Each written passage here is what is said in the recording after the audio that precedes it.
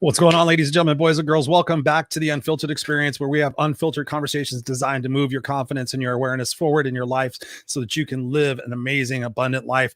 I am Christopher Rausch, your No Excuses coach. And of course, I'm joined by my brother from another mother, Scott Goyette. Here I am. Scott Goyette. What's going on, Mr. Scott Goyette? Happy Friday night. How are you? Enjoying this existence, the polarities, the ups and downs, and finding that space in between and enjoying every moment. How about you, brother? Yeah. I'm good. I mean, it's been a challenging week dealing with some pain and stuff like that. But at the same time, being grateful for the fact that it's not worse. And I'm not in other situations where some of my friends are at dealing with the fact they've lost some of their family relatives and things of that nature this week. It's been a crazy week for people who have gone through some traumatic stuff. So, me, I always keep my focus on what I'm grateful for and the fact that, where it is that we're going and what it is that we can do to take responsibility for where we're at. And I think that's one of the great things that we do here on the show is we give people that opportunity. So if you're new to the show, thank you guys for being here. We're always here every Friday night, 5 p.m. Pacific Standard Time. And if you are new to us, please always go to the unfilteredexperience.com. Check us out there. Take our audio podcast with you wherever you go. We are on show 230 something. So we have done some amazing shows. We've had some incredible guests. Right now we're doing seasons of shows. So if you haven't been following us for a while, go back and check out the last season about who am I, the identity, and some pretty incredible conversations there, Scott. And then this season we're talking about leadership. So it's how have you been leading this week? I have been leading by example, even though oftentimes it's very exhausting. And I've also been calling myself out when I fail to lead by example and I make a mistake. And I think that's also super crucial in being a leader, is kind of laughing and going, yeah, I teach this and preach it, but I just didn't follow it. And there's something beautiful about the student or somebody who's watching you and says, ooh, that's what I want to be in a leader, is honest, transparent, and genuine. Even though it's exhausting, it's like, okay, one more thing I gotta adjust, but that's just part of leadership right there. So yeah, it really is. It's about what we're willing to tolerate from ourselves. And I think that's what sets the true leaders apart from the wannabe leaders, is the fact that they won't tolerate those excuses from themselves to sit there and say, you know what, I'm gonna let it slide this time. It's like, no, I have to be congruent with my values. I have to set the precedent for other people to sit there and see, like, there was that person, like there was Scott, he was in a situation where he could have been incongruent with himself, but decided to just go ahead and say, no, I'm going to call bullshit on myself and sit there and say, no, I can do a better job of this. And I think that's the most important thing as leaders, is in our own right, in our personal and our professional lives, is being able to catch ourselves in those moments and say, you know what? No, my integrity is greater. I mean, I always think about it this way. If a film crew was following me around right now, what would I do? Like if they were sitting there doing a documentary on the life of Christopher Rausch, would I sit there and say, skip it? Or would it be like, you know what, guys, we got to stop here for a second because I wasn't congruent. So I need to switch what it is that I'm doing and take a moment. And it doesn't take much, but the output and the effect of that and the impact it can have on people is pretty dramatic. Yeah, 100%. I agree. And people need to, see leaders who are being transparent and genuine. And, all we can do is our best in being that. Which brings me up to our special guest that we're going to have today. And I want to share something, because something that you and I always preach, he is demonstrating what we preach perfectly. So we always get a vision. We talk about vision and mission. And some people know exactly what they want to do from day one. Like you find that thing, it lights you up. You're just excited about it. You want to be around this certain thing. Could be healthcare. It could be business. Could be opening a restaurant. For this individual, I'll give you a little hint. It's going to be something, a sport, and it's a super fun sport. But what he's done, and I've watched it happen, is he had a vision of, this is where I want to go.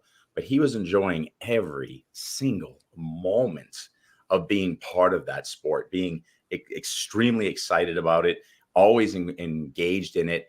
And I've watched him through COVID and through, all these different challenges, stay a part of the sport and be a leader within that sport, but also allow that sport to direct him where his brilliance is. And he's going to tell you some stuff about leadership, and he's going to do it in a much more articulate and better way than I can. And I want to share one more thing. I think he's the furthest guest that we've ever had, furthest from us here in the US. Wow. Because he's originally from Bloemfontein, South Africa. He's been all around the world through this sport. And so I'll introduce the sport and then introduce him. So he's somebody who has always sought after being an F1 racer, been around the idea of racing, and he's been nothing but amazing in this space. And so he's allowed this game of racing to really change who he is, not change who he is, really allow him to become who he is through racing and find leadership in some of the most amazing spaces. So without further ado, my good friend, Stuart White. What's up, Stuart? Welcome to the Unfiltered experience. What's up, brother? Cheers, thank you. Great to be here. We appreciate you being here. This is going to be an exciting conversation. I mean, I've always loved racing. When I was a kid, I was like, I was either going to be a rock star or a race car driver. And so I decided I was going to be a race car driver that was a singer, and that didn't really work out so well. So I just sing in the car. But welcome to the show. We're going to have an amazing conversation tonight about leadership and about racing and how you incorporate both of those into your occupation. Absolutely. Yeah, so looking forward to it. So tell us just a tiny bit about, the start of your journey and where you're at, and then we can start talking about specific spaces where you really had to become a leader. Also, I just want to say this too. It's funny because the last time I saw Stuwie, he was still a little boy, and he was like, "Hey, do you want to play my race car game with me?" And all I remember was, I'm like, "Okay." And I was skidding all over the place, like just smashing into walls, and he's just like, whoop, whoop, whoop, and just staying straight the whole time. So I know who you are already as a race car driver. I want to get to know more about you as a leader. Yeah, so it's been a long journey. I must say, it's probably need a whole podcast just to explain everything that I've done. It's in the racing world, it's constantly moving and constantly new challenges arriving. But in short, my dad used to be a racing driver. So from day one that I can remember, I've been playing with racing cars, and I remember building some pillar racing cars out of our couches, acting as if I'm racing with my dad and putting him in the navigator seat, telling him that one day he's going to be navigating for me in an off-road race. So from a little age, I remember just being part of motorsport, going to watch my dad, and then at the tender age of 4, I started karting myself. At first, it was a bit of a slow start, obviously very young, still trying to find your own feet, trying to learn about life. But at the age of 11, I got an opportunity to take my hobby and basically make it a full-time sport and to chase my dreams. So I got pulled into a professional karting team in South Africa that then took me to Europe, where I became a vice world champion in 2015 and finished third in 2016, and on the way also winning 4 South African karting championships, becoming the youngest driver to ever receive the junior Protea colors and also senior Protea colors. So that was something very special for me, and still a record that I hold today. And then from there on, I progressed into Formula racing, finishing as vice champion in my first year of Formula racing, and then getting probably the biggest phone call of my life from a Sauber Formula 1 team asking me to be part of the junior team. So still getting goosebumps as I speak about it now, and actually looked at some of the pictures this morning in the Formula 1 factory and stuff. So it was really incredible experience to sit with a basically full-on Formula 1 contract at the age of 16. So that was something very special to me. Unfortunately, after COVID, as I was about to progress into my second year of the program, all the programs stopped. I think COVID changed a lot for a lot of people in life, and I think it also made us thankful for a lot more in life, and also not offering up any opportunities, but rather taking every opportunity with both hands. So after that, I did some endurance racing in South Africa, set 5 all-time lap records, actually breaking one of Valentino's lap records, and also Jody Scheckter, that's the only Formula 1 driver or ex-Formula 1 driver from South Africa. So, and that was pretty cool experience along the way. And also COVID started with what they call GD3 racing, so a bit more of like a GD3 car that you can buy from a dealer, Lamborghini, Porsche, BMW, but obviously heavily modified, only about the badge that's standard on them. So I started racing in this, and then progressed quite quickly into some of the biggest endurance races in the world. For instance, the Spa 24-hour, that's the 3rd or 4th biggest endurance race in the world, and looking to progress even more now that I'm linked with MO Frey Racing. That's a very big Swiss team that I raced for last year in the Lamborghini, and then also part of them again this year of the development of the new Ferrari 296, and also racing for them in the 488 Ferrari. So a lot happening, and basically at the Formula 1 of endurance racing, obviously being in Formula 1 is always the dream. It's a dream of every racing driver, but only 20 drivers make it, and some of them stay there for 10 or 15 years. So obviously very limited seats that open up. So a lot of drivers need to shift their focus, and that's just what I had to do when COVID hit, and the dream of Formula One was sidelined for a while, but you never know when that might reopen again. But now my goal is just to be the best endurance driver that I can be.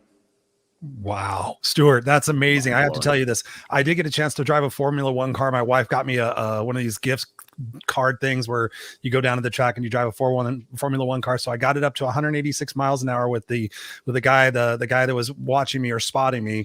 And I got it up right up to the rev limiter, and I was scared shitless being in that little car, but it was crazy. So I just had to share that with you because I can appreciate what it is that you're doing. Since you mentioned your dad being a race car driver, talk to us about some of the leadership principles that you really learned from him early on and that you've applied in the sport that have really helped you become the best that you could possibly be. Yeah, before we get to that, actually, I just want to tell you a funny story back to Formula One.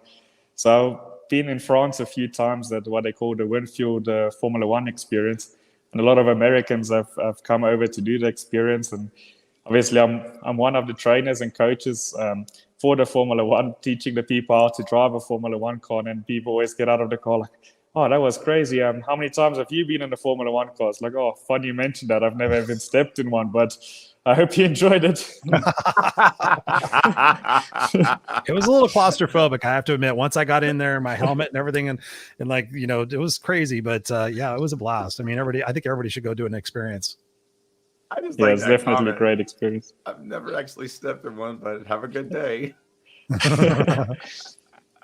And then, just getting back to the question you asked about the leadership and everything that my dad taught me over the years. So I think Scott's very aware that my dad was part of my career and still is very much part of my career. When I was younger, we always took a bit of the harder route. We never had the biggest budgets, especially when we went racing in Europe, but we always maximized what we had. So myself and my dad were always working on the karts ourselves, doing the setup ourselves. He was giving me some driver training from the side, and we really maximized what we had. And I think that gave me a lot of appreciation of taking something and doing the best. Even if you don't have the best equipment, you can still succeed if you believe in what you have. And I think that really taught me a lot about believing in what I have around me and not focusing on what other people have and where they might be in life. Some people might be a little bit further ahead. Some people might be a little bit behind, but not worrying about that and focusing on yourself and being the best version of yourself. So I think that taught me a lot. And then, my dad traveled with me around the world.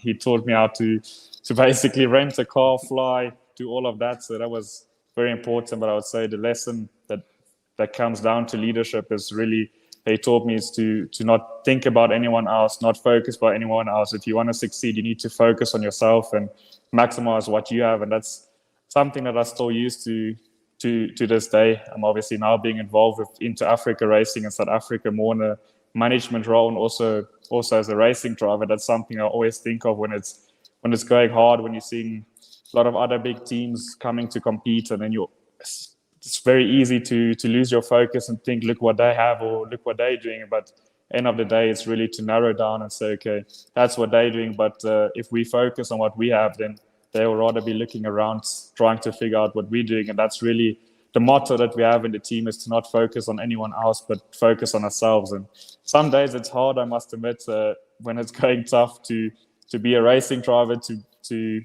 be motivated, and in the same position be, let's say, in sort of a management role to motivate a team as well. But that's something that's really carried me through a lot of difficult things in life, is to not worry about where you're at this moment, but focusing on how you can improve it. That's Love badass. it. Thank you. Everything about that is so badass, because, Chris and I preach that and teach that, and through our coaching, one of the things I'm always talking about is creating a set of principles and then creating your own path. You're not going down a path anybody's gone before you, because it's your journey, your path. And it's very easy when sitting on that path to look over and go, oh, that path looks pretty good. But your path was built for you with your principles, and you're blazing that trail. And so you might have a moment where things are a little rough, but at the end of the day, you know how to manage your tools. You know how to manage your principles. You know who you are. And I think too many people fail because they jump in the other path thinking the grass is greener, it's easier. And at the end of the day, your dreams are coming. Your dreams are materializing. Your dreams are your own, and the action steps that you're taking are making this all possible. And that's why when you were telling me about, the new form of endurance racing, I'm just seeing all this play out because, you know, what it's going to look like is going to be your picture and be absolutely amazing, whether you're in management roles, driving roles, if you're in F1, if you're part of expanding endurance racing. But I already know wherever you're going to go, you're going to be massively successful because you're doing and saying all the right things. So talk a little bit more about that. And I want to hear about some of the endurance racing because your dad was doing that, right? Like that's kind of more what he did, right? The motor, like the, Yeah, what was it called again? It was off-road. Yeah, my dad used to do cross-country racing, so that's more extreme endurance racing, like the Dakar type of races. So that's actually what I grew up dreaming that I would do one day. Obviously, life took a bit of a different course, especially when you're young. You can only do karting and go into circuit racing. So that's what happened for me. But also, that type of racing you can also do at a bit of an older age. You need to be a bit more mature and have a bit more of a stable head on you to drive. For 2 weeks, like in Dakar, it's 2 weeks and nearly 9,000 Ks that they're racing. So you can't go flat out every day. It's a lot more management. You need to be a lot more experienced mechanically and also racing-wise. So something that I would look to do one day. But then coming back to, as you said, the grass not always green on the side. If I look at some of the competitors that I raced against and then see them being on the doorstep of Formula One and think to myself that I was there at some stage, but then maybe 3-4 years down the line, they're joining the endurance racing, and then they're thinking, oh, I'd love to be where that guy is and that team racing one of the best cars. So it's sometimes you think someone else is in a greener spot, but from their side, it might also be greener on your side. So that's coming just back to what I said earlier about maximizing what you have around you at that certain point. I love it. When I think about, race car driving, I think about the fact that you're handling so much pressure and so much, so much adrenaline that's going on. How do you advise how do you think about yourself and making those quick decisions and those determinations under such pressure? I mean, so many managers and so many leaders today are dealing with more with less, and they're under that chaos and that pressure. What are some recommendations you have for making those quick decisions as a leader for yourself and for your teams? I think a lot of it comes down to experience. If I look at the decisions that I made 3-4 years ago, it's radically different to the decisions I take today. So obviously it comes a lot down to experience and also just belief. If you make a decision, you think at that point it might be the right or the wrong one, but you have to go for it. You can't doubt it. You just have to fully go for it, especially like endurance racing is obviously a lot of strategy. In the 24-hour race that I did, you make a strategy call, and at that point you might lose 5 positions, but 4 hours down the line you're gaining 6 or 7 because of a call that you made. So in racing it's really tough. It can go anyways. So many variables with sometimes 50 or 60 other cars racing, that strategy as looking good at the start of the race might be drastically different 45 minutes into the race, 5 safety cars later, and maybe 7 cars less. So it's constantly changing, but it's just coming back to some days you'll flick a coin and be on the right side, and some days you won't. But it's just coming down to experience of what you've learned previous times and being in those positions more and more often to understand which way you want to go. And that's, I think, if you look at Formula One as well, while you have the most experienced team managers and team bosses winning the races, because they've been in so many different situations that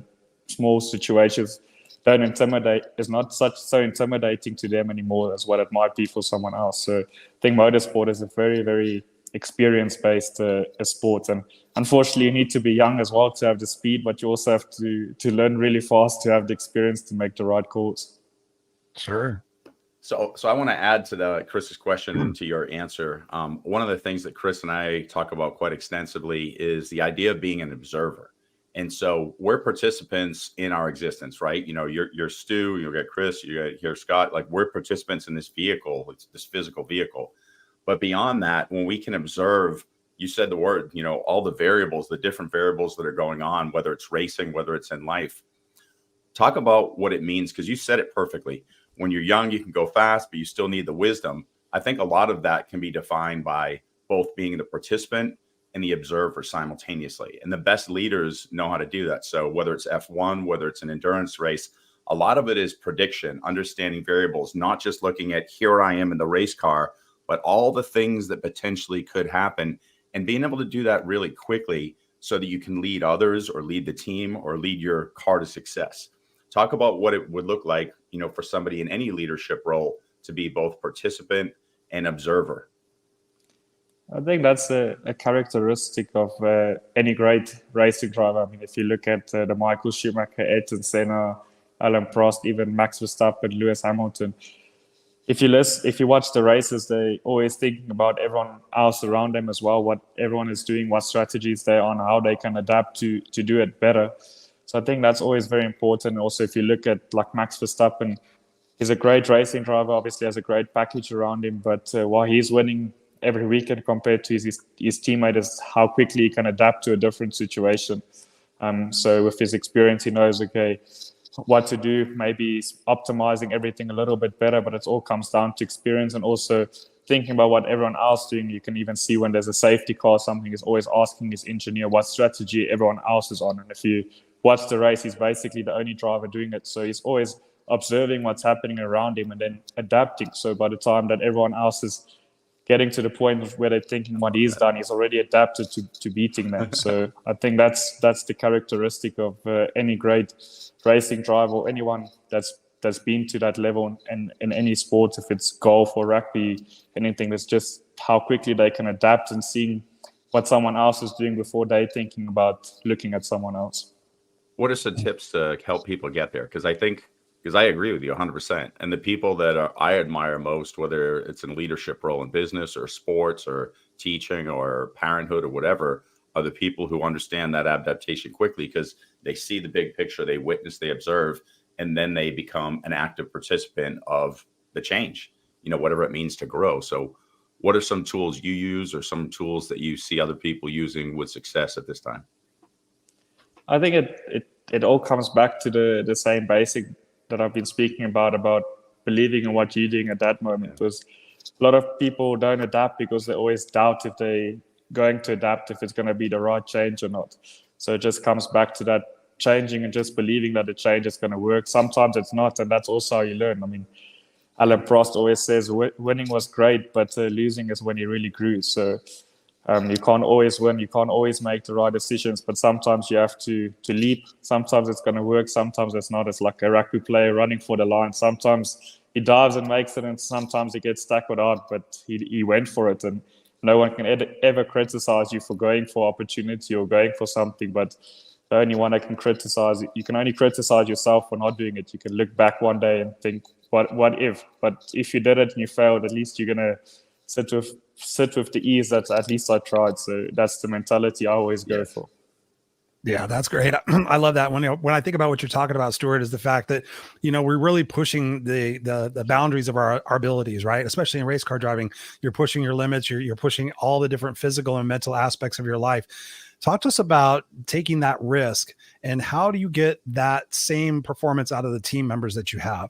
So a lot of times, we're doing our best and we're driven. We have a clear mission and a vision that what it is that we want to do, and we're pushing our abilities. We're doing our best. We're striving. What is it that you do to have your team push those same boundaries and test abilities to be able to be the best for the overall win for the racing team? Love that. Yeah, so that's actually something quite interesting, but it's also something that I never really understood until I got more involved in the racing team in the end of last year. And at the beginning, we also had a bit of the problem where some people would be highly motivated and some people would just be there because it's a job. And it was extremely difficult to get everyone motivated. And the only way we could do it was to sell a dream to everyone, to make them believe every day when you walk into the workshop, tell them, imagine winning this race, imagine winning this championship, imagine working for the biggest team in South Africa or the most successful team. And slowly but surely, they started to believe in the same dream and same vision that we had. And obviously, when the results start to come, we had our first race win, our first pole position, then they also start to believe in the dream even more. But it's very difficult, especially in a team environment. And as much as everyone sees one driver in Formula One going around the circuit, there's 1,000 people behind them. And if you have only 30 or 40% of people believing in a dream, it's never going to be successful. So it's very difficult to get everyone to believe in the same dream, but it's just by setting goals. And sometimes one person's goal might be different to someone else's. So it's to get the best out of the individual to do their job, to maximize their job and reward what they're doing. Because obviously, if you don't get rewarded, you're not gonna do the extra mile. So when they go the extra mile, we reward them we thank them. And I think that goes a long way, especially in sports. I think a lot of the people behind the scenes don't get the recognition that they need to. And that was a big tool that we use to motivate the whole team and to sell them the dream of becoming the biggest and best team in South Africa. I love that. So one of the things that everything you just said is so on point, and I think it's so metaphorically perfect for any leader. So one of the things that I think a lot of us would love, some pointers on is, you said sell that dream. How do you paint that picture? Because one of the things that I find interesting, and you referenced it, is you have people who are motivated or non-motivated to start. But even the people who are non-motivated are not non-motivated. They're motivated by something. We just don't know what it is yet. Yeah. So how do we tap into each person in that dream? Some person might be money motivated. Some person might be success motivated, in victory. Some people just want accolades personally. So how are you getting everybody to feel like they're a piece of that dream to really get the buy-in? Because I feel like that's a beautiful book that people need to get those answers, because you've got 1,000 people in a company, you've got 100 people in a company, 50 people on your team, or whatever it is. How are you tapping each of those people and their excitement and motivation with the same story and the same dream?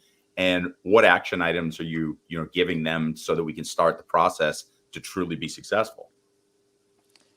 So obviously the bigger the company is, the bigger challenge I think it becomes, because in a racing team, it's obviously a bit smaller. We're only about 8 or 9 people that go to race weekends. So it's obviously a lot easier to be in personal touch with everyone, so you can obviously understand a little bit better what they expect, and the communication is a lot better. But obviously in a bigger company, it becomes a bigger challenge, especially I think the CEOs and everyone gets a bit excluded to everyone. But I think the basics stay the same, that you need to give every department a goal and a reward if they get to that goal. And in that department, they will motivate themselves to reach the goal. Because obviously if one guy is lacking, the other 3 guys that are motivated are going to try pick that guy up and pick his slack up to reach the goal. And obviously when they reach the goal and they actually see, okay, the reward is there, they're going to work towards the next goal. So that's something we did.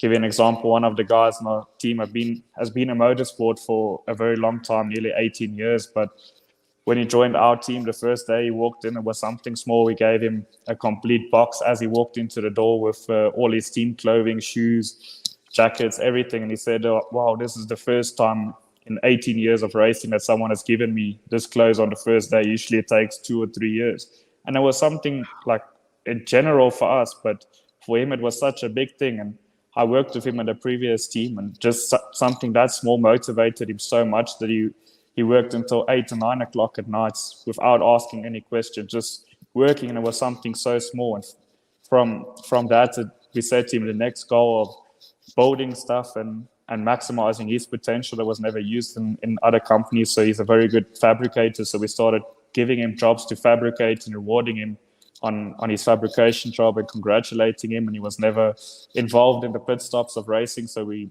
taught him how to be involved in the racing, in the pit stops, and all of these little challenges really motivated him. And today he's basically one of our best workers.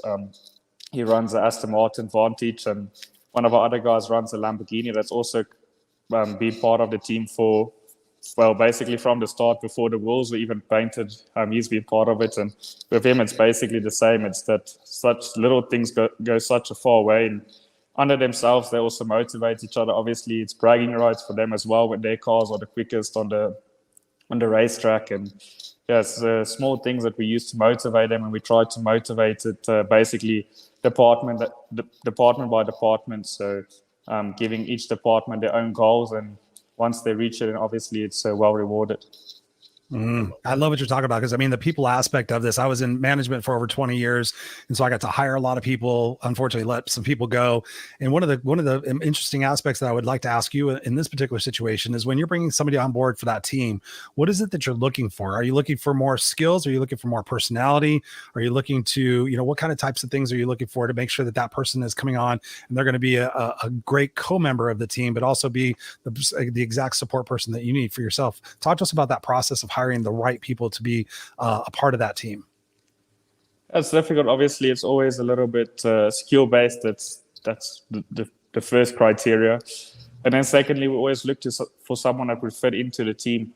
So we always a team at work is work, and then also we have our fun times when we have like a soccer match at the workshop, or we have a barbecue or something. So we always look for someone that can fit into that type of environment as well. Obviously, you need to have a bit of fun and then also be very serious about your work. And that's a difficult balance to find, to have someone that's committed to working till 2 or 3 o'clock in the morning and then also go out to have some fun. So we always look for someone that's really dedicated to their work. Back again in motorsport, experience is basically everything at some level. But recently I've also gotten guys that have no experience about motorsport. They don't even know really what racing is. And we've been teaching them and building them up. And for them, it's also like they look up to the guys that have been there for 17 or 18 years in motorsport and look up to the position where they are. So they obviously get taught a lot from these guys. So it's always very interesting. But I think we have a very good atmosphere in the team. There's no one that's, let's say, doesn't want to be there. We give them the option that if they get a better opportunity, we'll never hold them back. But as long as they're there, we want to give them the best opportunity that we can. They know that we try to do everything from our side that we can. And Gerald, that's the team manager, is very good to all the people in the workshop. So I think that's the main thing, is finding out if someone is unhappy, why they're unhappy, and trying to fix it and changing the environment for them. So that's the big thing, and not just saying, oh, well, this guy's down, it's his problem. We always try to keep everyone in mind, and from that point, building the team up forward. And I think it's like that in any racing team. What I've seen in Europe as well, been some very successful teams, and it's the same. You can have one guy that's down and it can pull the whole team down. So try to put your effort into lifting that one guy up, then looking at all the guys that are already happy, because eventually it will pull everyone down as well. So I think that's something that I learned in my racing career in Europe, especially, that you need a team to be working together. Otherwise, it's just working against each other. I love that. You know, two things that you've said multiple times, and I think these are keys here, are as a leader to be a good listener and somebody who knows how to find what challenges people. So what keeps them excited. And so throughout your life, you know, tell me some of the things that you've done that have really challenged you, and have any leaders really listened to you and you really saw the difference? Because when they're listening to you and challenging you, you saw that elevation in yourself. I think where I was very lucky was in my karting career. We had a team principal called Etienne Rausch from Rausch Car Team, and he was always very strict and really drilled me to have habits and to go exercise and stuff. So he always helped me, or let's say challenged me to be the best person that I could be. So I think that was, for me, he was always a big leader, someone that I always respected and still respect to today.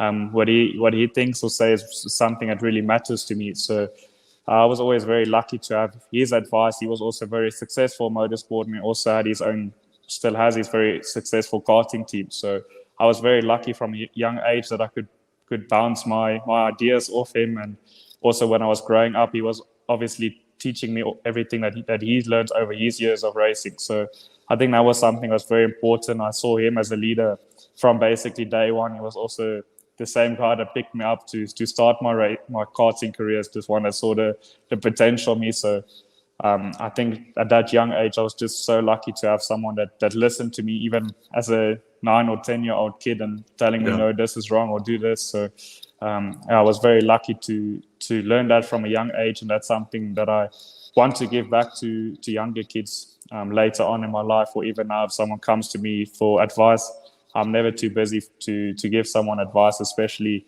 a young kid that's karting, that's always looking up. Because I remember the day that I was there looking at someone that's racing in Europe, thinking, well, one day I want to be there.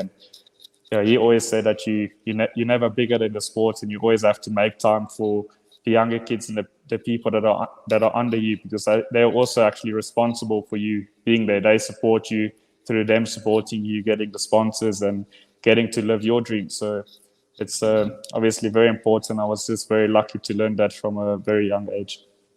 Yeah, the thing I'm thinking about when we were talking about this is the fact that you are the race car driver, right? You're the guy that's in the car. You have the team that are doing all the different various functions of that. I could see how it'd be easy. I mean, in any leadership position, I could see how it in myself as well.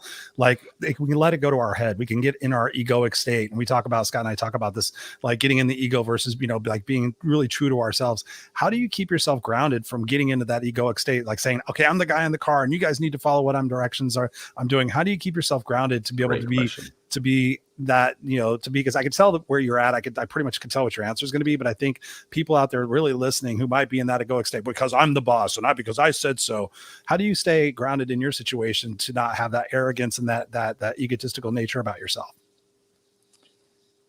It's actually a bit of a difficult question, but I think as myself and my dad worked on cars from a young age, I never had the mechanics that other kids had. I couldn't just lay on the chair after the session and say, put a different engine or change the sprocket or change the setup. I had to do all of that myself. So I really got a lot of appreciation for doing it, to know the effort that goes in behind the scenes.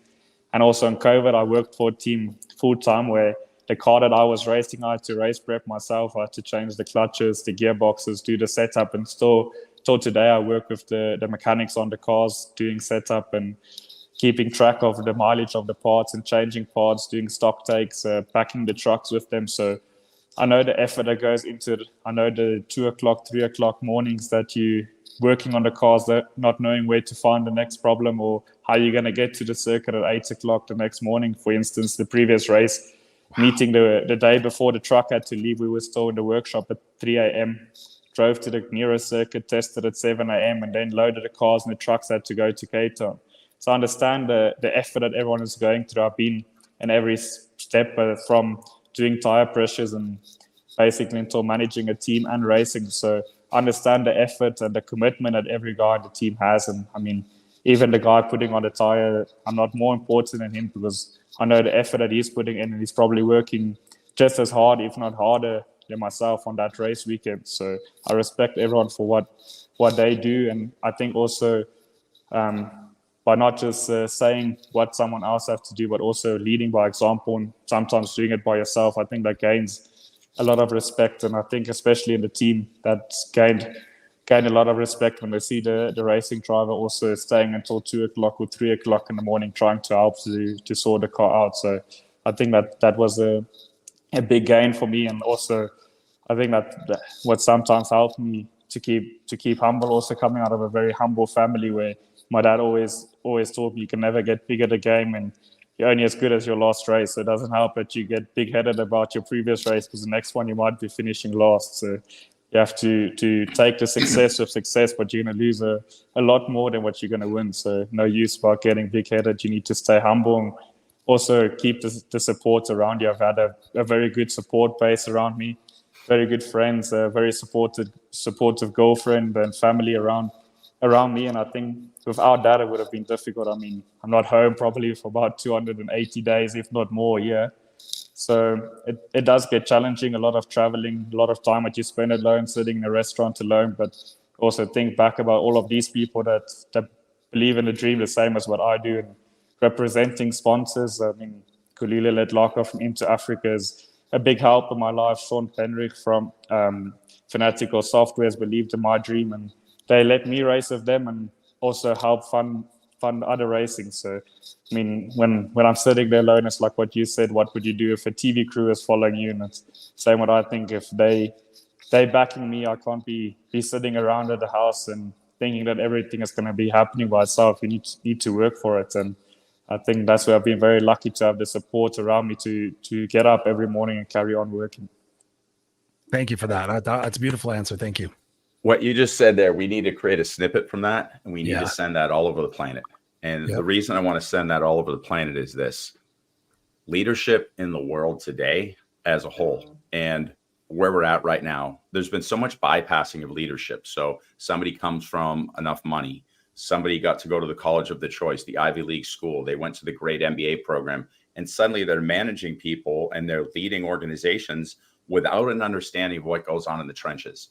The days of, we had Gordon Bethune.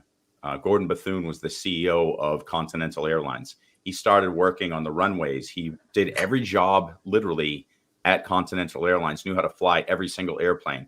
So when there's a problem within the organization, he goes, I know what they're feeling. Here's what we need to do. And his hands were in it. And so you are a rarity of leaders of today. And I applaud you for that. And it's like, I just want to say it's effing amazing. I love it. And I hope, and I think with people like you, I think the world's leaders are going to start to change. And we're not going to put as much emphasis on where did this person go to school? Where do they do this? But how much deep understanding does this individual have of every part, every cog of that organization, to include the people, the roles, the jobs? So what can you tell leaders who might have come up the road and bypassed some of the understanding? Okay, so really understanding what's going on. What can you tell them to start doing? So great, I've got an MBA from Wharton. I went to Harvard. I've got this. Here I am at the helm of this big organization. What can you tell them about the leadership that you're offering that maybe they can learn a little bit from you? Because I know there's a lot you could teach them. Well, I think that's a very good question. And again, in the position where I am now, obviously, I work with a lot of businessmen, a lot of big corporate companies, and I always ask questions to understand how people reach their success. And one answer that I always get, or a very common answer that I get, especially when you're asking, how did you get to the top, is by understanding every level, every step of the way.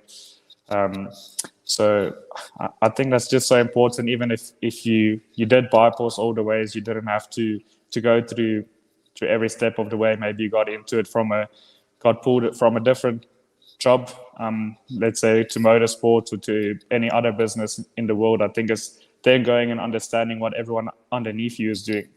I had a great example of that, of a team principal coming in from the corporate car side into the motorsports. He didn't know much about racing, but he really made it his job of every day understanding something about the business, understanding how racing is working.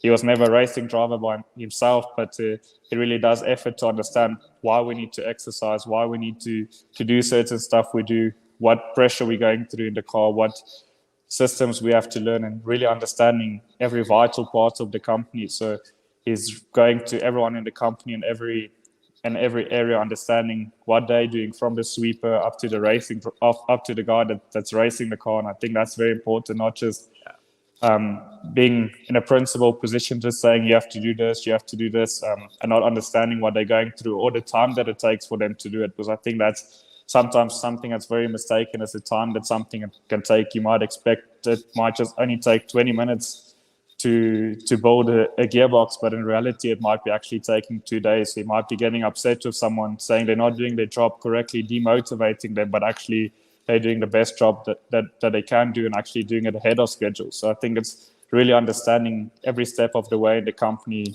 and what everyone is doing, and especially the timelines it takes to complete a project. Love this stuff. I mean, it's such amazing stuff. I could sit here and talk to you all day, Stuart. Scott, any final questions for Stuart? Final question is, when are we getting out to South Africa so we can all party again? Yeah. Or when are you getting here? I'm looking to expand to the US for sure. I'm wanting to come back, looking at some races for early next year. So maybe I'll be back, but the invitation to South Africa is always open, doors standing wide open, cars fueled and ready to go to pick you up at the airport. Let's go. I know. I want to go every day, all day. Once Kayla's in college, I'll probably just be at your doorstep. You'll probably say, no, I'm going to get rid of that invitation because you're here a little bit too much. So I'll just get you to polish some of the racing cars tires, and then it'll be all right. That's fair. If I'm up at 2 a.m. and then I'm out partying with you afterward, then I'm accepted into the group. I like it. So Stuart, where can people get a hold of you, like on social media and different places like that, to continue the conversation, to be able to support you in your race car driving and be able to see you? So on Facebook, I have a big page on Stuart White Racing. So posting updates for every race weekend, some behind the scenes snippets of videos, and then also on Stuart_White_ for Instagram. So been growing a lot of following, especially this year, doing a lot of racing. So I think the social media platforms have been growing quite a bit, and hopefully be growing even more over the coming season, looking to expand with some interesting things into the end of this year, giving a bit of behind the scenes laps, and also explaining a little bit more what's happening in the racing team. I think it's especially with like Drive to Survive and all of that came out, a lot of people wanting to see a little bit more behind the scenes. And I think that also helps to get new people into the sport. So definitely looking to expand into those areas. And just so you guys, so for you guys listening for the podcast too, it's Stuart, Stuart_White_. So that's on Instagram. And just so you know, it's Stuart with STUART. And WHITE instead of WHYTE. Sometimes it can be that as well. If you guys listening on the podcast, it's facebook.com/Stuart White Racing South Africa, all one word. If you just go into Facebook and type in Stuart White Racing, you're going to find it as well. And of course, it'll always be in the show notes, so you guys can go just find it in there and click on it. But Stuart, this has been a fantastic conversation. I mean, racing, I could sit here and talk to you about hours and hours and hours of it. I think we've provided a very concise representation of what people can take from this conversation. And really, I think the highlight of it is like what Scott said, is the fact that, you know, when you're willing to do what it is that your team is going through, and when you're willing to have that perspective of what it is that they experience and that appreciation for them, they can see that and they can respect that in you. And I think I know that's one of the things that built my leadership, was that I was never afraid to do what I asked anybody else to do. I would go out there and pull and pack orders. I would go drive the forklift. I would go load containers. I would go, you know, stack paper. I would do whatever it needed to be done. And people would sit there and say, wow, you're not like the rest of the bosses that just tell me what to do. And so I think that's a big takeaway from what it is that we're talking about today. So thank you for being here. I look forward to following your career and learning more about you. We're going to place you backstage. Scott and I are going to finish out the show, but don't go anywhere because we still want to have a little chat with you. But thank you again for being here on the Unfiltered Experience with us. Thank you. Hope to be back soon. I just want to thank everyone that's been part of my journey and supporting me all the way. I truly appreciate it. And thanks for you guys for letting me for giving me the opportunity to tell the people about my journey and the leadership in sport. And hopefully I'll be back soon. Yes, definitely. Thank you, Stuart. Scott, what an amazing guest. Thank you for introducing him to us. I mean, just a powerful, young man, really, who's got such a great head on his shoulders, and from what he really gained from his father and seeing in his footsteps, but really just applying his own integrity and his choice to be a part of the team, not just lead the team and not just tell people what to do, but really be that hands-on person to sit there and say, hey, let me build a gearbox with you. Hey, let me do these things. Let me understand what it is that you're going through, so that I don't just come off the road and go, why did you do this? He's got a better understanding of being there. And I think that's one of the most valuable lessons that people can take away from this is know what your team does, work alongside them, get to know them as a person. And the other aspect that I really loved and enjoyed about that is, making sure that they're an all-around person they can be on that team. Not only do they have the skills, but can they have a good time? Are they going to associate well with the other people? Are they going to see that vision that everybody has and everybody needs in order to stay motivated during those times when it's 2:00 in the morning and you want to give up? I don't know. It was a great conversation. I know there's going to be a lot of people that are going to get value out of this. Yeah, 100%. And the first thing I want to do is I want to give Stu 100% that he's become his own person on his own. Okay. Yeah. Because at the end of the day, it doesn't matter who's around you. He did it. He decided to create himself as an independent person who's got all these ethics and these great principles. But I also want to say something too. When you meet his dad, when you meet his mom, when you meet the friend group around him, we're always talking about the 5 people who you become that. There is a lot of truth to that. He's got an awesome foundation of amazing people around him supporting him, like incredible people, like the best people. So it's no accident that he's amazing, but he still gets 100% credit for being the amazing human being that he is.